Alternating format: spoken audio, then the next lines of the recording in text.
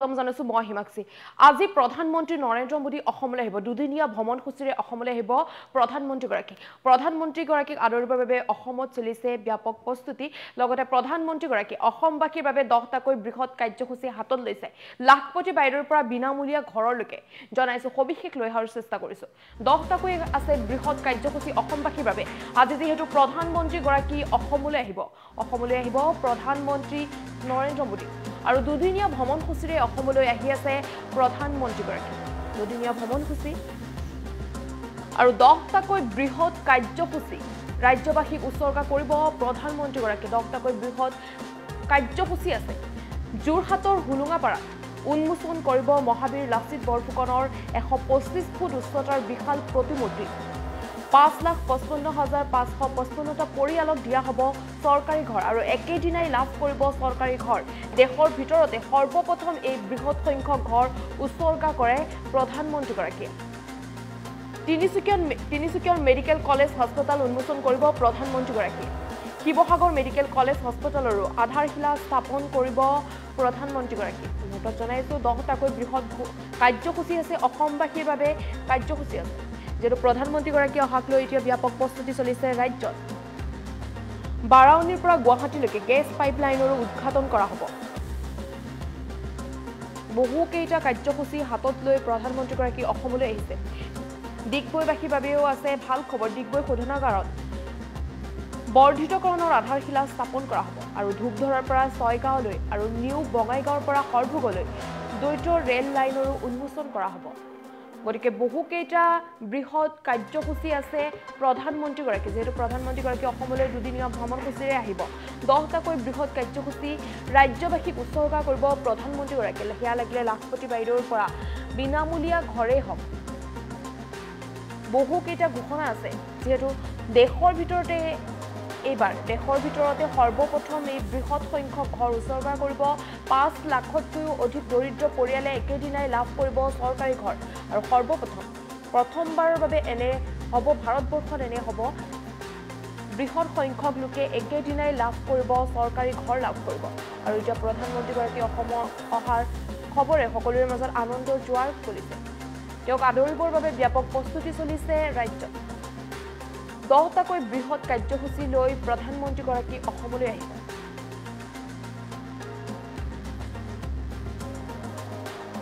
আৰু একেলগে উদ্বোধন কৰিব 5,55,555টা চৰকাৰী ঘৰ লাভ কৰিব একেলগে লাভ কৰিব দৰিদ্ৰ পৰিয়ালে এয়া ভাৰতৰ ভিতৰতে এক অভিলেখ সৃষ্টি কৰিব ভাৰতৰ ভিতৰতে আৰু মোদীৰ জনসভাত এতিয়া 10,000 লাখপতি বাইদেউ উপস্থিত থাকিব হাজাৰ লাখপতি বাইদেউ উপস্থিত থাকিব যেহেতু মোদী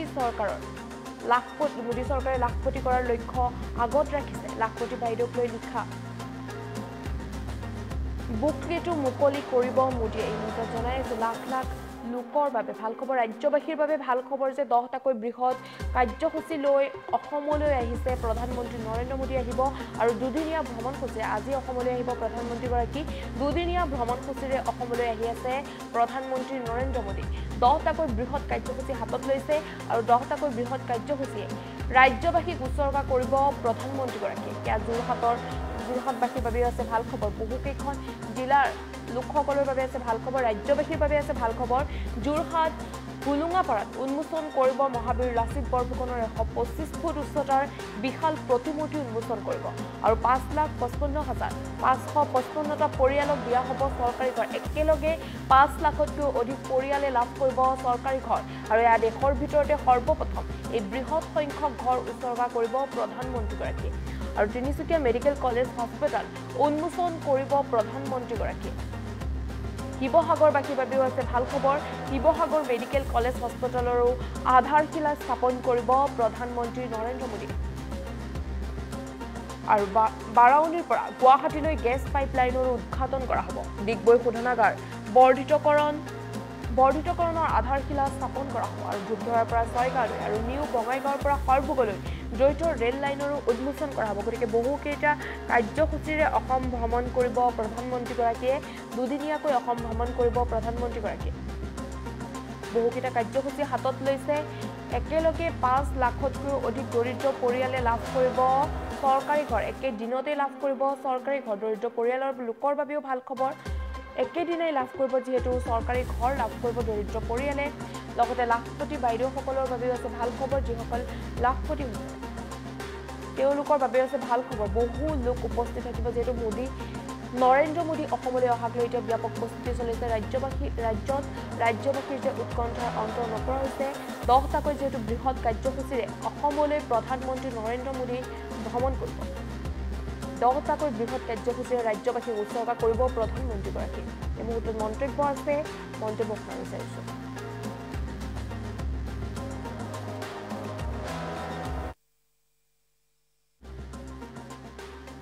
এই মেলেং মেটেলি যেটো খেলপথাৰ বা মেলেং মেটেলি পথাৰ তাতে অনুষ্ঠিত হোৱা সভাত এটা ভাৰতৰ ভিতৰতে এটা নতুন অভিলেখ স্থাপন কৰি তেখেতে একেলগে একেটা ভেনুৰ পৰাই 5,55,550টা প্ৰধানমন্ত্ৰী আৱাস যোজনাৰ ঘৰ হিতাধিকাৰীসকলক প্ৰদান কৰিব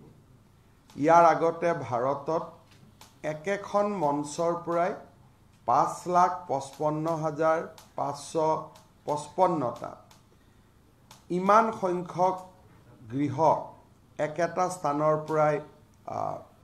হিতাধিকাৰীসকলক দিয়া হোৱা নাছিল সেই ফালৰ পৰা সেই দিনাখন অসমে এটা নতুন অভিলেখ স্থাপন কৰিব লাচিত বৰফুকন আৰু প্ৰধানমন্ত্ৰী আৱাস যোজনাৰ উপৰিও মেলেং মেটেলি ফিল্ডৰ পৰাই বা পথাৰৰ পৰাই প্ৰধানমন্ত্ৰী ডাঙৰীয়াই সদ্য নিৰ্মিত তিনিচুকীয়া মেডিকেল কলেজখনো শুভ উদ্বোধন কৰিব ইয়াৰ উপৰিও সেই সভাৰ পৰাই PM ডিভাইন আঁচনিৰ জৰিয়তে শিৱসাগৰৰ ৰাইজলৈ উপহাৰ দিয়া প্ৰধানমন্ত্ৰী ডাঙৰীয়াই উপহাৰ দিয়া শিৱসাগৰ চিকিৎসা মহাবিদ্যালয়ৰো আধাৰশিলা স্থাপন কৰিব প্ৰধানমন্ত্ৰী ডিভাইন আঁচনিৰ অধীনতে বি বৰুৱা কেন্সাৰ ইনষ্টিটিউটত শিশুসকলৰ কেন্সাৰ ৰোগ প্ৰতিৰোধ আৰু চিকিৎসাৰ বাবে প্ৰধানমন্ত্ৰী ডাঙৰীয়াই 300 কোটি টকাৰ এটা প্ৰকল্প PM ডিভাইন আঁচনিত অনুমোদন কৰিছিল সেই প্ৰকল্পটো যোৰহাটৰ পৰা তেখেতে শুভ উদ্বোধন কৰিব অৰ্থাৎ PM ডিভাইন আঁচনিৰ অধীনত 800 কোটি টকাৰ দুটা গুৰুত্বপূৰ্ণ প্ৰকল্প প্ৰধানমন্ত্ৰী ডাঙৰীয়াই মেলেং মেটেলি পথাৰৰ পৰাই শুভ উদ্বোধন কৰিব বা আধাৰশিলা স্থাপন কৰিব অসমৰ যি দুটা খুব ইম্পৰ্টেণ্ট ৰিফাইনেৰী আছে ডিগবৈ ৰিফাইনেৰী আৰু গুৱাহাটী ৰিফাইনেৰী বহু সময়ত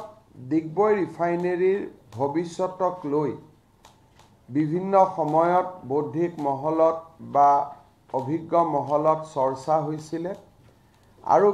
কিছু বাতৰি কাকতে ডিগবৈ শোধানাগাৰৰ ভৱিষ্যত সম্পৰ্কেও বিভিন্ন প্ৰশ্নৰো অৱতাৰণা কৰিছিলে সেই সকলো জল্পনা কল্পনাৰ ওৰ পেলাই ডিগবৈ ৰিফাইনেৰীৰ শোধন ক্ষমতা 0.65 মিলিয়ন মেট্ৰিক টনৰ পৰা প্ৰধানমন্ত্ৰী ডাঙৰীয়াই 1 মিলিয়ন মেট্ৰিক টনলৈ এক্সপানশ্যনৰ প্ৰজেক্টৰ আধাৰশিলা স্থাপন কৰিব আৰু এই প্ৰজেক্টটোত ভাৰত চৰকাৰৰ তেল আৰু প্ৰাকৃতিক গেছ বিভাগে আৰু IOCয়ে 768 কোটি টকা ব্যয় কৰিব সেই দিনাখনেই গুৱাহাটী শোধানাগাৰৰো শোধন ক্ষমতা 1 মিলিয়ন মেট্ৰিক টনৰ পৰা 1.2 মিলিয়ন মেট্ৰিক টনলৈ যেটো সম্প্ৰসাৰণৰ প্ৰস্তাৱ আছিল তাৰো আধাৰশিলা সেই প্ৰকল্পৰো আধাৰশিলা প্ৰধানমন্ত্ৰী ডাঙৰীয়াই স্থাপন কৰিব ইয়াৰ ফলত 510 কোটি টকা অসমত নতুনকৈ ব্যয় হ'ব আৰু 768 কোটি টকা আৰু 510 কোটি টকা ব্যয়েৰে ডিগবৈ আৰু গুৱাহাটী শোধানাগৰৰ সম্প্ৰসাৰণ অসমৰ অৰ্থনীতিত এক সুদূৰ প্ৰসাৰী প্ৰভাৱ পেলাব। ইয়াৰ উপৰিও তেল আৰু প্ৰাকৃতিক গেছ বিভাগে বেতকুচিত থকা তেওঁলোকৰ যিটো টাৰ্মিনেল আছে তাৰো তেওঁলোকে এক্সপানশ্যন কৰিব আৰু তাৰ বাবেও 277 কোটি টকা ব্যয় কৰিব। ইয়াৰ উপৰিও সেই দিনাখনেই এটা অসমৰ কাৰণে অতিকৈ গুৰুত্বপূৰ্ণ প্ৰকল্পৰ শুভ উদ্বোধন কৰিব। আপোনালোকে সকলোৱে জানে যে বাৰাউনীৰ পৰা নুমলীগড়লৈকে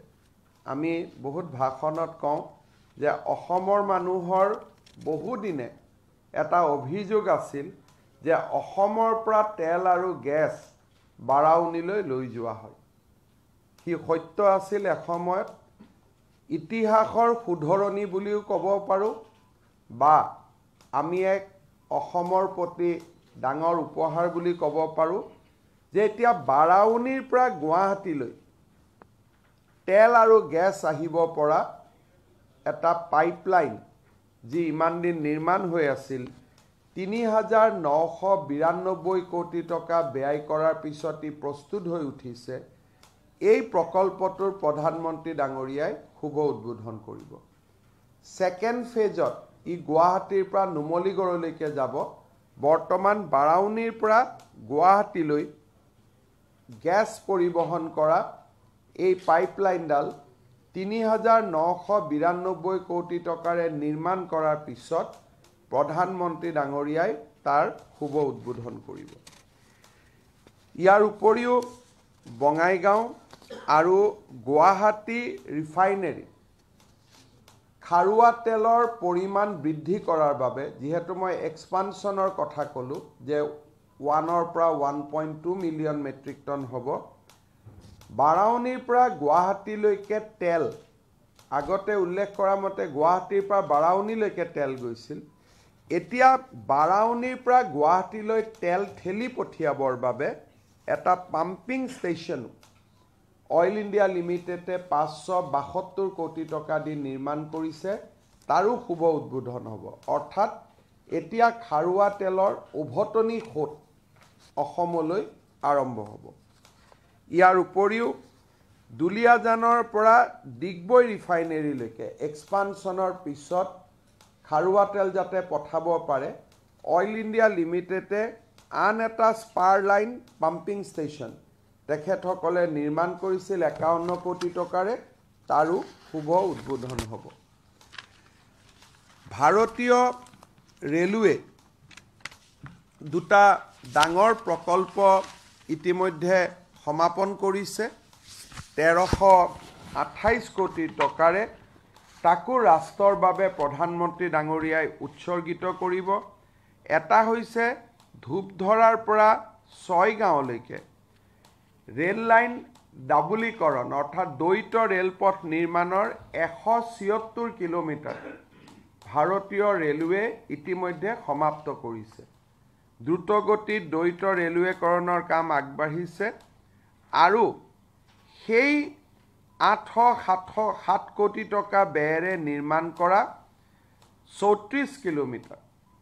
ৰেল লাইনো প্ৰধানমন্ত্ৰী ডাঙৰীয়াই শুভ উদ্বোধন কৰিব। নিউ বঙাইগাঁৱৰ পৰা সৰভোগ ষ্টেচনলৈকেও সেই ধৰণে ডাবলিং প্ৰজেক্টৰ 36 কিলোমিটাৰ ৰেল লাইন প্ৰধানমন্ত্ৰী ডাঙৰীয়াই শুভ উদ্বোধন কৰিব। ইয়াৰ বাবেও ভাৰতীয় ৰেলৱে 521 কোটি টকা ব্যয় কৰিছে। আমি যদি গোটেইখিনি চাবলৈ যাওঁ